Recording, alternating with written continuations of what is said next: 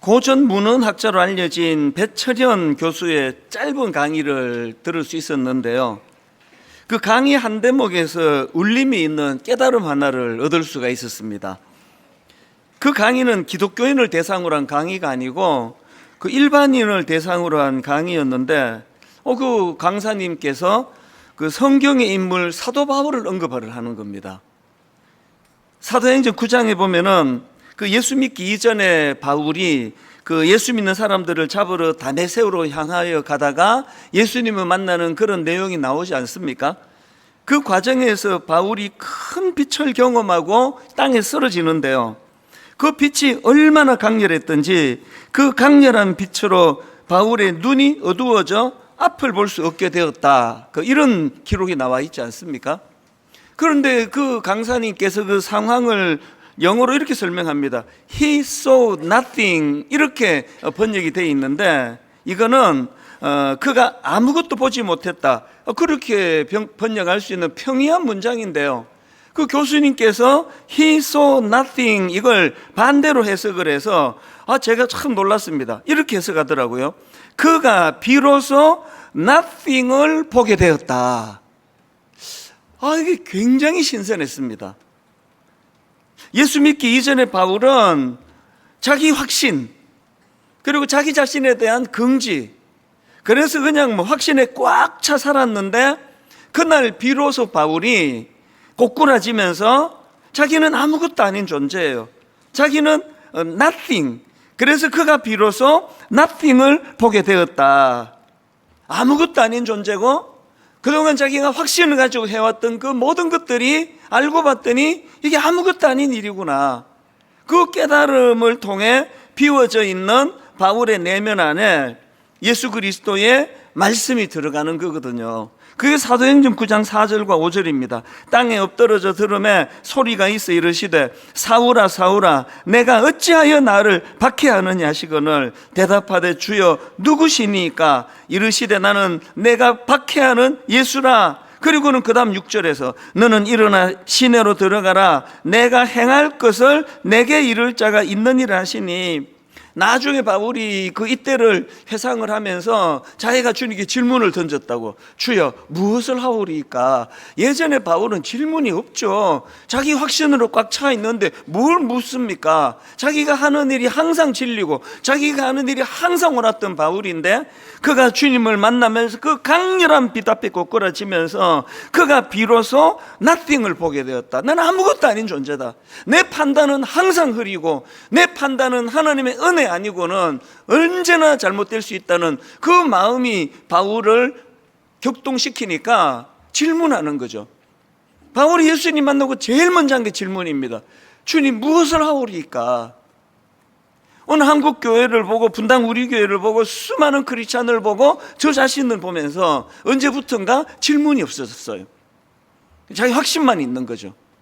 그래서 교회가 참 가슴 아픈 그런 분열이 일어나고 다툼이 일어나고 정죄가 일어나고 그 모든 일이 이런 데서 일어나는 거 아닙니까? 바울의 내면이 비춰진 그 상태에서 예수님의 말씀이 들어와 그를 변화시켰다고 한다면 오늘 은혜를 사모하는 저와 여러분 모두가 다 해야 할 일이 있다면 나는 아무것도 아닌 존재라는 거예요. 신학 공부를 30년을 하고 교회가 얼마나 커지고 이거 전부 다 쓰레기예요. 바울이 그렇게 고백하는 것처럼 아무것도 아닙니다. 하나님 앞에서 저는 아무것도 아닌 존재입니다. 하나님 제가 은혜를 받은 이후로 저는 비로소 nothing을 보게 되었습니다. 그 바울이 경험했던 그 다메섹 도상에서의 경험이 얼마나 강렬했던지 바울은요 자기 삶을 그 다메섹 도상에서의 경험 이전과 이후로 나누어서 그렇게 설명하는 것들을 종종 볼 수가 있습니다. 빌립보 3장도 마찬가지예요. 그가 다메섹 도상에서 이런 놀라운 은혜를 경험하기 이전의 자기 상태를 이렇게 설명합니다. 3절부터 6절입니다.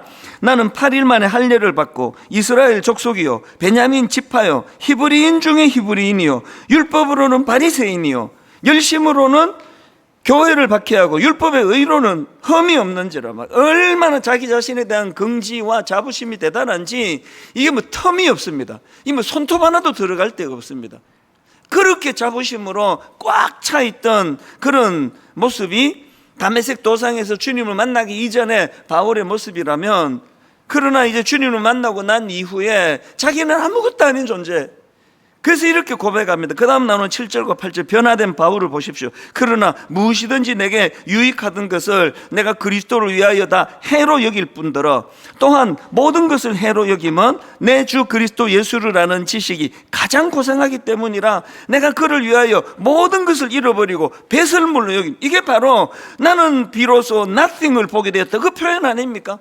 엄청난 걸로 자기를 생각하고 자기 존재를 생각하고 자기가 가진 것들이 대단한 걸로 생각했던 바울이었는데, 배설물 이게 막 엄청나게 좋은 줄 알고 모았더니 이게 배설물이에요. 빨리 내다 버려야 되는 거거든요.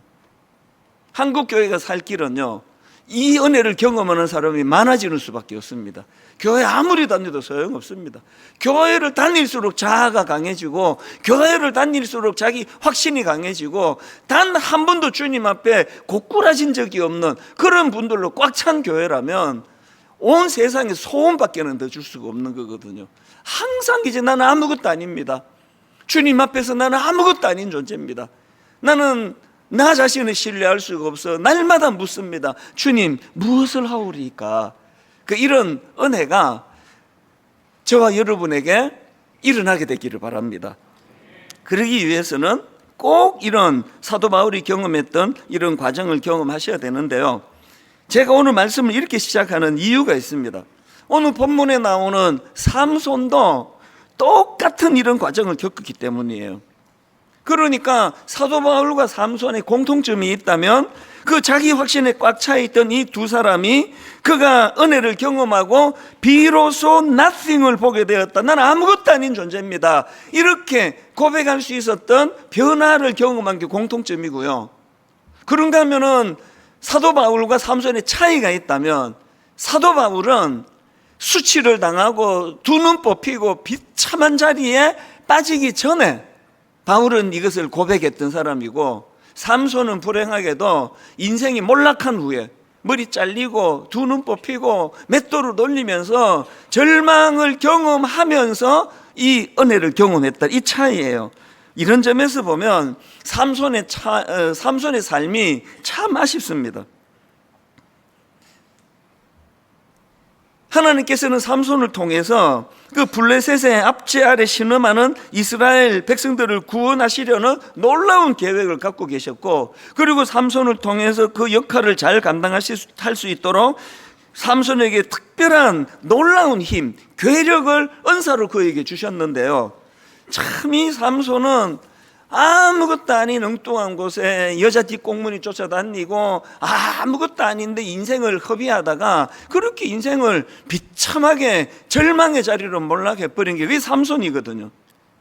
그래서 결국은 사사기 16장 21절, 블레셋 사람들이 그를 붙잡아 그의 눈을 빼고 끌고 가사에 내려가 놋줄로 매고 그에게 옥에서 맷돌을 돌리게 하였더라, 완전한 이 비참한 자리에 빠지게 돼버렸거든요. 근데 저는 이 말씀이 참 굉장히 흥미로운 게 뭐냐면, 삼손은요 늘 이 보는 것과 관련된 죄를 지은 사람이에요. 자, 사사기 14장 1절과 2절 보십시오. 삼손이 딥나에 내려가서 거기서 블레셋 사람의 딸들 중에서 한 여자를 보고, 이게 지금 눈의 문제, 보는 것의 문제 아닙니까? 올라가서 자기 부모에게 말하여 이르되 내가 딥나에서 블레셋 사람의 딸들 중에서 한 여자를 보았사오니 이제 그를 맞이하여 내 아내로 삼게 하소서. 지금 하나님은 삼손에게 블레셋의 압제로부터 자기 민족을 구하라고 하는 사명을 주셨는데, 삼손은 지금 거꾸로 가고 있습니다. 그 블레셋 여자 보고예요, 보고. 너무 아름다웠나 보죠. 거기에 마음이 끌려가지고 나 저 여자는 결혼하게 해달라고 떼를 쓰는 것으로 역사에 처음 등장하는 모습이 바로 이게 삼손이에요. 사사기 16장도 마찬가지입니다. 1절 보십시오. 삼손이 가사에 가서 거기서 한 기생을 보고, 우리말 성경이 점잖게 표현하느라고 기생이라고 썼지만 옳은 번역이, 정확한 번역이 아니에요. 정확한 번역은 이건 매춘부, 몸 파는 여자예요. 삼손이 거기서 한 몸 파는 여자를 보고 그에게로 들어가. 그러니까 이 삼손은 눈에 보이는 욕망을 쫓아 평생을 그렇게 살면서 하나님의 뜻과 사명을 다 잊어버리고 살았던 사람인데, 놀라운 게 뭐죠? 그렇게 눈에 보이는 욕망을 따라 살았던 삼손이 두 눈이 뽑혀요. 이게 무서운 거 아닙니까? 늘 이 눈에 보이는 욕망을 쫓아 살았던 인생이었던 삼손이 이제 두 눈이 뽑히는 비극을 경험하는데요. 또 여기서 중요한 게 뭔가 하면은, 그렇게 삼손이 육신의 두 눈이 뽑히면서 영안이 열려요. 항상 자기 어떤 쾌락을 쫓아, 욕망을 쫓아 그렇게 따를 때는 하나님이 보이지 않아요. 경험 있는 분 다 아시죠? 지금도 그러고 계시잖아요. 어떤 분은 내가 추구하는 어떤 쾌락과 눈의 정욕을 따라갈 때는 하나님 뜻도, 하나님의 메시지도, 또 하나님의 임재도 다 소멸되는 거거든요. 그런데 삼손이 두 눈이 뽑히는 절체절명의 위기와 끔찍한 비극을 경험할 때 비로소 영안이 열리더라는 겁니다. 할 수 있는 대로 이런 비극은 안 겪는 게 좋죠. 제가 여러분 위해서 하나님, 우리 성도들이 하나님 은혜를 경험하도록 두 눈이 뽑히기를 원합니다. 그렇게 기도 안 해요. 할 수 있는 대로 이런 안 겪는 게 좋아요. 바울이 얼마나 좋습니까? 바울이 얼마나 지혜롭습니까? 그런 끔찍한 수치를 경험하지 않고 다메섹 도상에서 주님을 만나 순종하며 나아갔던 바울의 길이 좋은데요, 어떡합니까? 어떤 경우에는 치명적인 아픔을 경험하고 치명적인 실수를 범하고 그것 때문에 마음의 절망이 무너지는 그런 순간이 있다 할지라도 하나님은 거기에 일하세요. 그렇게 너는 이제 끝났어. 너 같은 건 이제 회복이 어려워가 아니에요. 우리 육신을 쫓아 따라가던 두 눈이 뽑힐 때 삼손은 영안이 열려요. 그래서 삼손의 삶 가운데 너무나 아름다운 일들이 그에게서 일어났는데요. 한번 보십시오. 삼손의 삶, 그러면요, 그 두 눈이 뽑히기 이전에 기고만장하고 눈의 쾌락을 따라 하나님의 뜻이고 뭐고 자기 눈에 좋은 대로만 그렇게 살았던 삶을 살았다면, 삼손의 결정적인 인생은요, 두 눈이 뽑히는 비극을 경험하고 난 이후의 삶이에요. 그래서 제가 그 이전과 이후를 한번 분석을 해봤는데요, 눈 뽑히기 이전에 삼손이 가졌던 문제점이 한 몇 개 있습니다. 첫 번째 문제가 뭐냐? 힘의 근원에 대한 무지예요. 삼손은 자기를 몰라요. 자기 힘의 근원이 어디서부터 일어나는지를 모르는 거거든요. 여러분, 삼손 이야기 주일학교 때 다 들은 거 아닙니까? 삼손이 들릴라라는 그 여자에게 사랑에 빠져요. 성경에 보면은 그 여자에게 사랑에 빠져 있는데, 참 그 여자도 악해요. 그렇게 자기를 진실로 사랑하는 그 남자를 이제 돈에 눈이 어두워가지고 이제 돈의 매수가 돼가지고 계속 괴롭혀요. 당신의 힘의 비밀이 뭐냐? 어디서 이런 괴력이 나오느냐? 삼손이 귀찮아 죽을 지경이에요. 계속 당신 나 사랑한다며. 그 힘의 비밀도 못 가르쳐 주느냐? 그러고도 사랑하느냐? 그래서 삼손이 귀찮아가지고 3번이나 엉터리로 그냥 생각나는 대로 그렇게 했더니 이 여자가 포기할 줄을 몰라요. 그래서 결국은 삼손이 이제 자기 힘의 비밀을 이제 들릴라에게 고백을 하는데, 그게 사사기 16장 17절입니다. 자, 한번 보세요. 삼손이 진심을 드러내어 그에게 이르되, 내 머리 위에는 삭도를 대지 아니하였나니 이는 내가 모태에서부터 하나님의 나실인이 되었음이라. 만일 내 머리가 밀리면 내 힘이 내게서 떠나고 나는 약해져서 다른 사람과 같으리라 하니라. 여기에 진심을 드러냈어요. 그 참 사랑이라는 게 무서워요. 그 사랑하는 여자에게 자기의 비밀 중에 비밀, 그 괴력의 비밀을 알려줬단 말이에요. 근데 여러분, 여기서 제가 한번 물어볼게요. 퀴즈. 그 속으로만 말하셔야 됩니다. 틀리면 창피니까. 지금 삼손이 자기 괴력의 비밀이 그 머리에 있다고 말했는데 이게 사실입니까? 그 뉴스 같은 데도 보면 힘을 잃어버린 어떤 사람들 보고 머리 잘린 삼손이다 이런 표현을 쓰잖아요. 아니, 모르시는 겁니까? 아는데 지금 대답을 안 하시는 겁니까? 아니에요. 성경이요, 이런 오해가 있을까봐 삼손이 괴력을 발휘할 때마다 그 근거를 제시하는 걸 보는데요. 자, 사사기 14장 6절을 보십시오. 여호와의 영이 삼손에게 강하게 임하니 그가 손에 아무것도 없이 그 사자를 염소 새끼를 찢는 것까지 찢었으나 그는 자기가 행한 일을 부모에게 알리지 아니하였더라. 19절에도 똑같이 나옵니다. 그가 괴력을 발하는데요, 여호와의 영이 삼손에게 갑자기 임하심에 삼손이 아스글론에 내려가서 그곳 사람 30명을 쳐 죽이고 노력하여 수수께끼 푼 자들에게 옷을 주고 심히 노하여 그의 아버지 집에 올라갔고, 심지어는요, 나중에 삼손이 괴력을 잃어버릴 때도, 그래서 힘을 잃고 망하게 됐을 때도 같은 설명을 붙입니다. 자, 사사기 16장 19절을 보십시오. 들릴라가 삼손에게 자기 무릎을 베고 자게 하고 사람을 불러 그의 머리털 7가닥을 밀고 괴롭게 하여 본즉 그의 힘이 없어졌더라. 들릴라가 이르되 삼손이여, 블레셋 사람이 당신에게 들이닥쳤느니라 하니 삼손이 잠을 깨며 이르기를 내가 전과 같이 나가서 몸을 떨치리라 하였으나 여호와께서 이미 자기를 떠나신 줄을 깨닫지 못하였더라. 삼손이 자기를 몰라요. 자기의 힘이 원천이 뭔지를 모른다고요. 머리 안 잘랐더니, 머리 관리를 했더니 내가 이렇게 됐더라. 여러분, 이게 어리석은 인간입니다. 창조주 되시는 하나님 앞에 나를 조명하지 않으면 난 나를 몰라요. 여러분은 잘 아세요?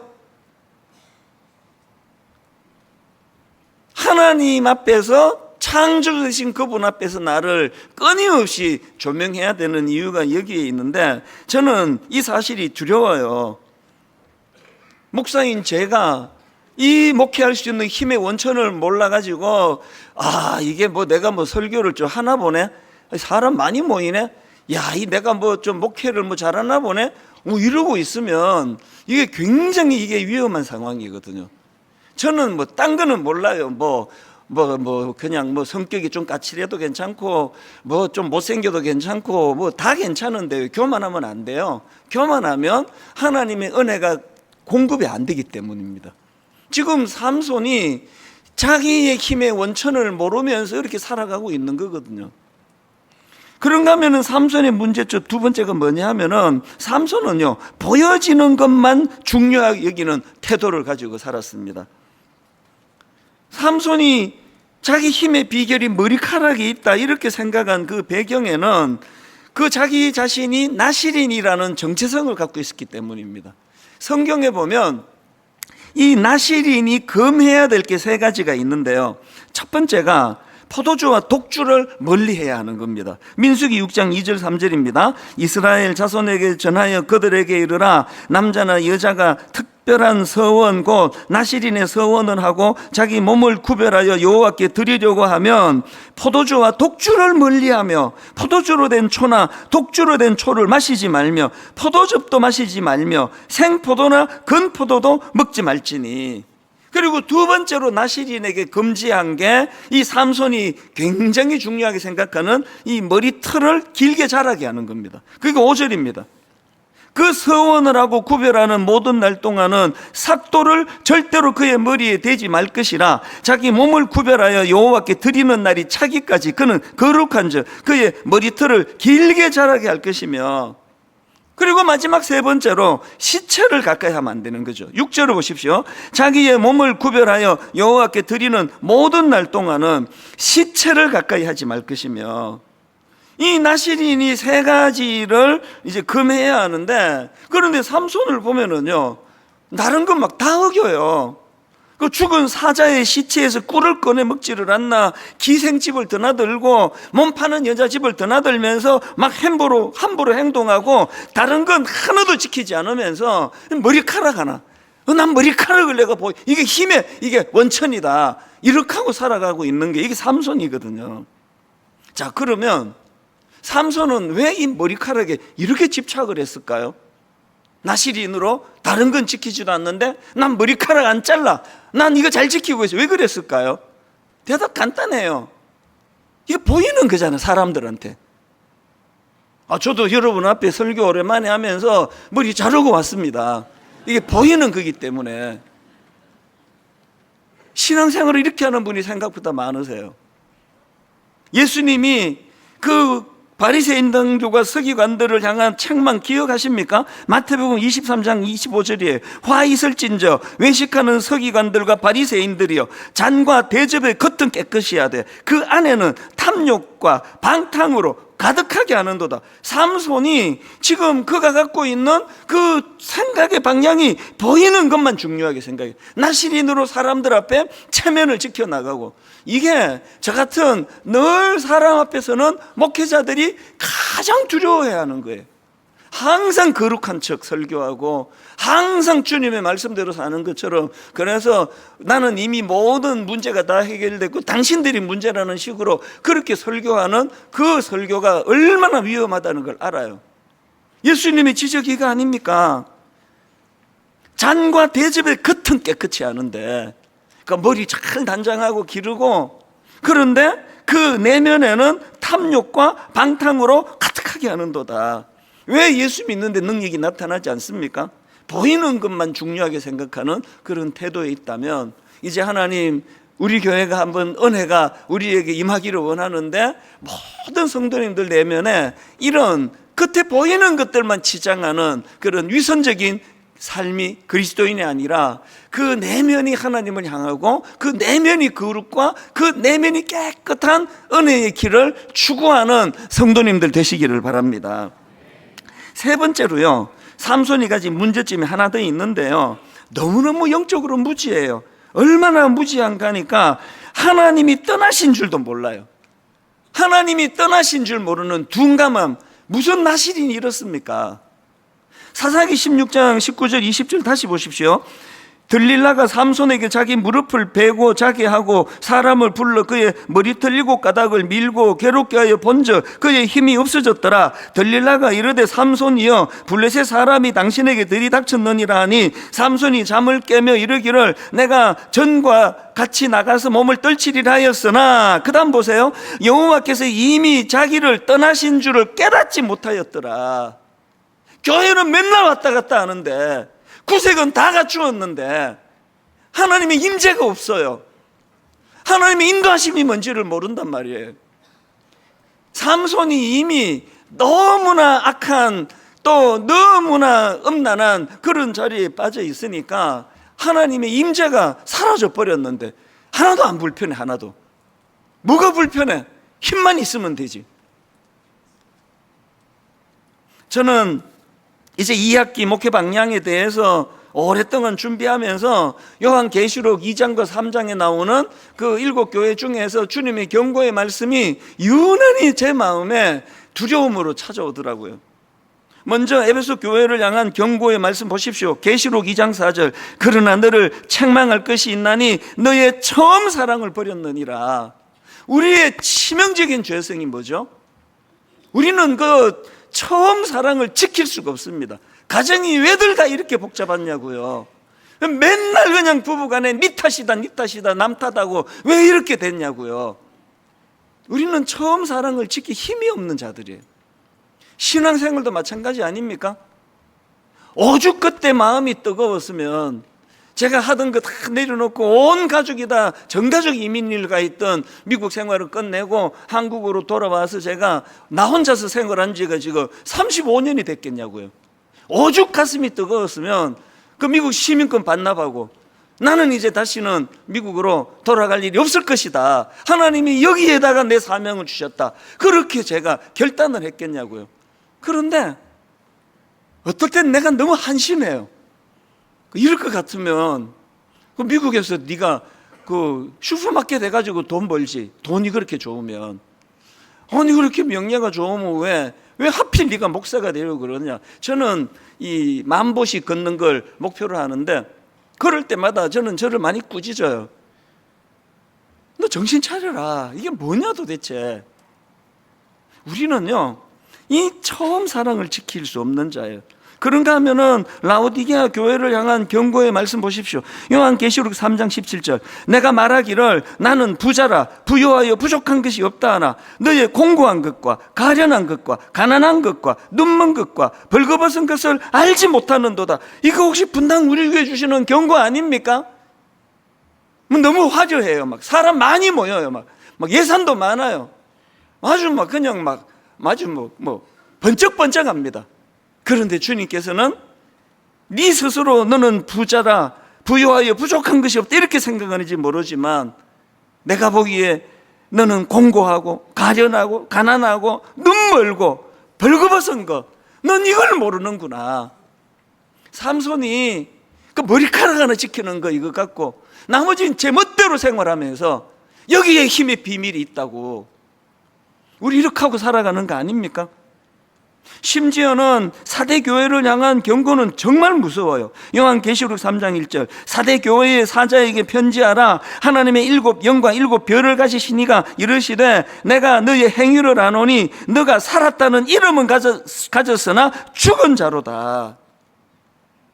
아니 나시린이라고는 삼손이 이미 여호와께서 자기를 떠난 줄을 깨닫지도 못하는 이런 상태, 이게 죽은 상태 아닙니까? 교회가 뭐 구색 다 갖추고 막 찬양대 막 대단한 거 아닙니까? 막 어쩜 이렇게 찬양을 잘하세요? 내 기회만 그런가?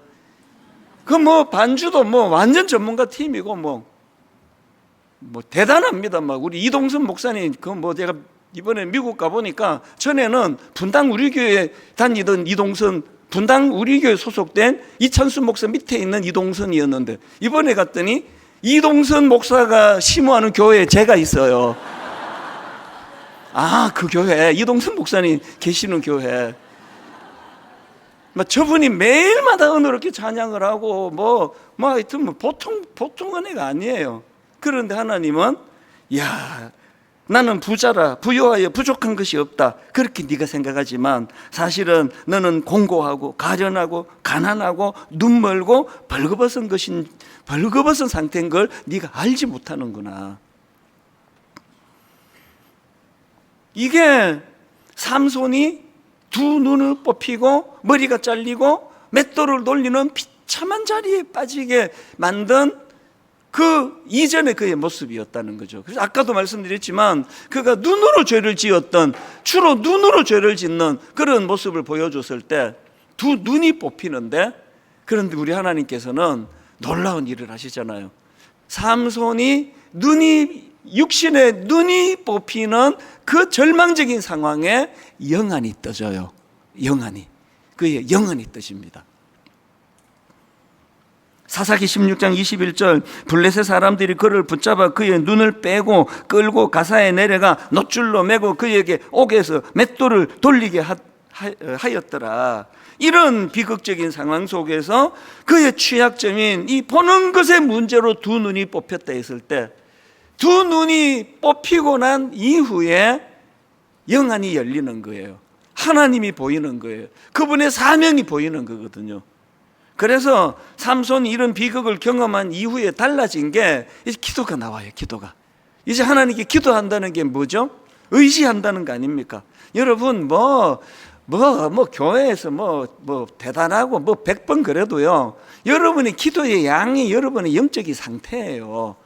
여러분의 기도가 그게 여러분이에요. 그게 삼손이 이제 기도합니다. 그 기도 내용도 달라졌습니다. 사사기 16장 28절입니다. 삼손이 여호와께 부르짖어 이르되 주 여호와여 구하옵나니 나를 생각하옵소서. 하나님이여 구하옵나니 이번만 나를 강하게 하사 나의 두 눈을 뺀 블레셋 사람에게 원수를 단번에 갚게 하옵소서. 여기 보니까요, 삼손이 드린 기도가 두 가지인데 먼저 우선순위를 보니까 나를 생각하옵소서예요. 삼손이 가장 먼저 구한 건 기능이 아니에요. 능력이 아니에요. 삼손이 가장 먼저 구한 건 하나님과의 관계 회복이에요. 늘 자기 소견대로 늘 제 멋대로 행동하던 그런 삼손이었는데 이제 드디어 삼손의 마음이 하나님을 향하기 시작했어요. 다윗이 범죄한 후에 영적으로 회복이 되면서 그가 드렸던 기도 기억하시죠? 시편 51편 10절부터 11절. 하나님이여 내 속에 정한 마음을 창조하시고 내 안에 정직한 영을 새롭게 하소서. 그 다음 보세요. 나를 주 앞에서 쫓아내지 마시고 주의 성령을 내게서 거두지 마시옵소서. 여러분, 회개한 다윗이 가지고 있었던 가장 강력한 목마름은 하나님과의 관계 회복이에요. 하나님의 임재예요. 하나님 임재. 아무리 교회를 오래 다니면 무슨 소용이 있습니까? 한 주일 여기 그냥 예배 한번 드리고 나면 하나님과 상관없는 삶을 사는 거, 목마름이 없는 거. 목사면 뭐 하느냐고요. 항상 하나님 임재에 목마른 겁니다. 내가 죄를 짓지 않으려고 애쓰는 이유도 그게 도덕적으로 악한 것이기 때문이기도 하지만, 내가 범죄하면은 하나님의 임재가 사라져요. 하나님이 느껴지지가 않아요. 하나님이 침묵하세요. 그래서 이걸 사모합니다. 하나님, 삼손이 여호와께 부르짖어 이르되 주 여호와여 구하옵나니 나를 생각하옵소서. 하나님과의 관계가 중요해지는 거거든요. 그리고 기도합니다. 이번만 나를 강하게 하사. 이 기도가 너무나 대단해요. 왜? 예전에는 힘의 원천이 자기 머리카락인데 뭐 힘을 달라고 뭐 구할 게 뭐가 있습니까? 이제 삼손은 알았죠. 힘의 원천이 자기 머리카락에 있는 것이 아니라 하나님에게 있다는 것을. 그래서 은혜를 구하는 거죠. 이번만 나를 강하게 해주시기를 원합니다. 스가랴 4장 6절에 보니까 그가 내게 대답하여 이르되 여호와께서 스룹바벨에게 하신 말씀이 이러하니라. 이게 중요합니다. 여호와께서 스룹바벨에게 하신 말씀이 이러하니라. 말씀을 주셨어요. 만군의 여호와께서 말씀하시되 이는 힘으로 되지 아니하며 능력으로 되지 아니하고 오직 나의 영으로 되느니라. 교회를 주 7일 교회를 와서 교회에서 그렇게 산다 하더라도 중요한 건 내게는 말씀이 임하느냐예요. 내게 하나님 말씀이 임하나? 그 절망적인 상황, 그 낙심된 상황 속에서도 이는 힘으로 되지 아니하고 능력으로 되지 아니하고 오직 나의 영으로 되느니라. 이번에 미국에 가봤더니요, 이단이 아까 1부 때는 막 그 이단도 알리고 했는데, 이거 내가 선전해 주는 것 같아서 그냥 이단이에요. 이 이단이 또 이제 미국에서도 지금 그렇게 열심히 그렇게 포교 활동을 한다는데, 그거 저에게 알려주신 분이 너무 마음 아픈 이야기를 하더라고요. 이렇게 얘기하더라고요. 지금 우리 기존 이민교회는 청년들이 교회를 막 떠나가는데 그 이단에는 주로 청년들이 모인대요. 그리고 또 한 가지, 기존 교회에서는 청년들 하자 그러면 예산부터 늘리고 간식비 올리고 조명 바꾸고 찬양 그냥 요란하게 하는데, 그 이단을 가만히 보니까 말씀을 가르치더래요. 수능태리를 하는데 어쨌든 말씀을 말씀을. 제가 미국에서 나오자마자 우리 청년부 담당 목사님 또 그 팀장들 제가 불러서 이 호소를 했습니다. 지금도 너무 애를 쓰는 좋은 분들이에요. 그런데 제가 부탁했습니다. 이제 한 학기 우리 청년부가 정비가 되면 이제는 말씀을 가르쳐야 된다. 조명 바꾸는 것보다, 예산 늘리는 것보다 더 중요한 건 그들에게 말씀이 들어가야 된다. 그가 내게 대답하여 이르되 여호와께서 스룹바벨에게 하신 말씀이 이러하니라. 만군의 여호와께서 말씀하시되 이는 힘으로 되지 아니하며 능력으로 되지 아니하고 오직 나의 영으로 되느니라. 이렇게 절망하고 낙심하고 참 우울한 이 시대에 늘 하나님의 말씀이 내게 힘이 되고 내게 능력이 된다는 사실을 젊은이들에게 선포하는 교회가 되기를 원합니다. 결론을 이렇게 맺습니다. 고린도후서 12장 9절. 나에게 이르시기를 내 은혜가 내게 족하도다. 이는 내 능력이 약한 데서 온전하게 진밀하신지라. 그러므로 도리어 크게 기뻐함으로 나의 여러 약한 것들에 대하여 자랑하리니 이런 그리스도의 능력이 내게 머물게 하려 함이라. 삼손처럼 자기가 너무나 비참한 그런 방탕된 삶을 살은 그 결과로 그런 절망적인 자리에 빠져 있다 할지라도 하나님은 두 눈이 뽑힌 삼손에게 영안을 열어주시는 분입니다. 그래서 바울처럼 그런 끔찍한 거 겪기 전에 사도 바울처럼 그렇게 인식하면 얼마나 좋겠습니까? 그 강렬한 빛이 그에게 임했을 때 He saw nothing. 그날 비로소 나는 nothing, 아무것도 없음을 보게 되었다. 안 보이는 게 아니고요, 아무것도 없음을 보게 되는 거예요. 난 아무것도 아닌 존재. 뭐 교회가 뭐 아무리 크고 뭐 아무리 겉으로 보기에 뭐 잘 구비한 것처럼 보여도 하나님, 저는 아무것도 아닙니다. 아버지, 제 판단은 아무것도 아닙니다. 내가 추구하는 그거 전부 쓰레기 같은 것들입니다. 그래서 은혜가 필요합니다. 은혜의 자리로 인도하여 주시기를 원합니다. 그래서 마태복음 17장 8절, 매 교회 올 때마다 저 성경 구절을 여러분 돌아보시며 점검하셔야 돼요.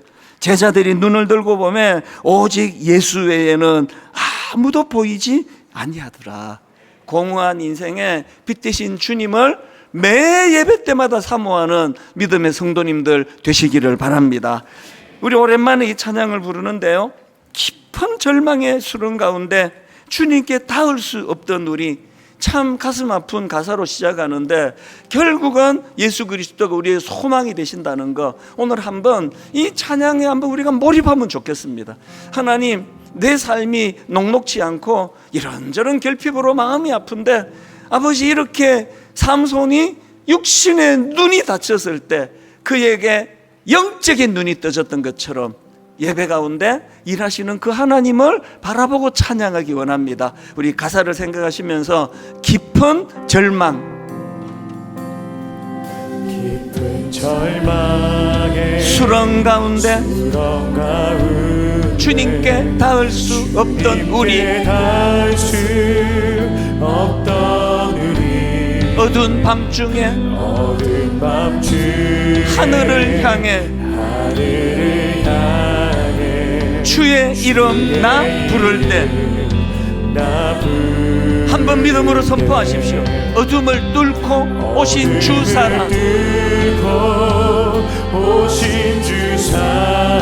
나의 절망 거두셨네. 주님의 공로 다 이루셨네. 힘들고 어려운 내 인생길이지만 주 예수 나의 산 소망. 할렐루야, 주를 찬양하여라. 할렐루야, 자유케 하셨도다. 죄의 저주 끊으시 주께 구원이 있도다. 주 예수 나의 산 소망. 그 누가 주의 자비를 다 알까? 한없는 은혜 청량할까?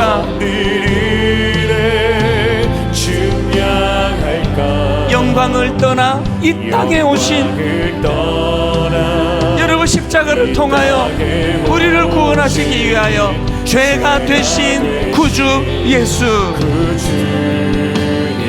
주의 십자가 내게 말하네. 어떤 죄책감에 시달리는 여러분이랄지라도 영원히 난 용납됐네. 아름다우신 왕, 나는 주의 것 감히 선포합니다. 그리스도 나의 산 소망. 할렐루야, 할렐루야, 주를 찬양하여. 할렐루야, 자유케 하셨도 죄의 저주 끊으시 주께 구원이 있도다. 주 예수 나의 산소망. 언약된 아침, 장사된 몸에 부활의 호흡 시작됐네. 유다의 사자, 귀환찬 선포. 여러분, 믿음을 가지고 선포합니다. 사망이 무너졌도다. 이제 사망은 더는 무덤이 더 우리를 주장할 수 없네. 주장할 수 없네. 유다의 사자 유다의 사자 위험찬 포효 위험찬 포효 사망이 무너졌도다. 무너졌도 사망이 무너졌도다. 사망이 무너졌도 주 예수 승리하셨네. 주 예수 승리하셨네. 할렐루야. 주를 찬양하여라. 주를 찬양하여라. 할렐루야. 자유케 하셨도다. 하셨도다. 죄의 저주 끊으신 주께 구원이 있도다. 주 예수 나의 산소망. 나의 우리 3절 다시 한번. 언약된 아침 언약된 아침 장사된 몸에 장사된 몸 부활의 호흡 시작됐네. 우리 다 자리에서 일어나 승리의 노래를 찬양하기 원합니다. 유다의 사자 나의 사자 위험찬 선포 위험찬 선 사망이 무너졌도다. 무너졌도 이제 사망은 이제 사망은 무덤이 더는 무덤이 더는 우리를 주장할 수 없네. 주장할 수 없네. 유다의 사자 유다의 사자 위험찬 포효 사망이 무너졌도다. 무너졌도 사망이 무너졌도다. 사망이 무너졌도 주 예수 승리하셨네. 주 예수 승리하셨네. 할렐루야. 할렐루야. 주를 찬양하여라. 할렐루야. 자유케 하셨도 죄의 저주 끊으신 주께 구원이 있도다.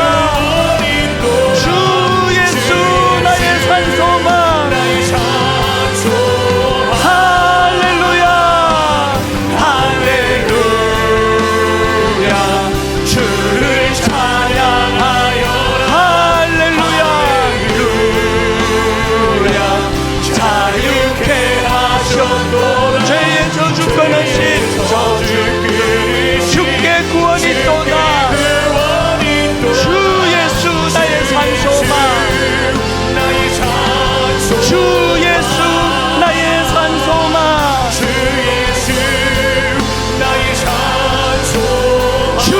예수 나의 산소망.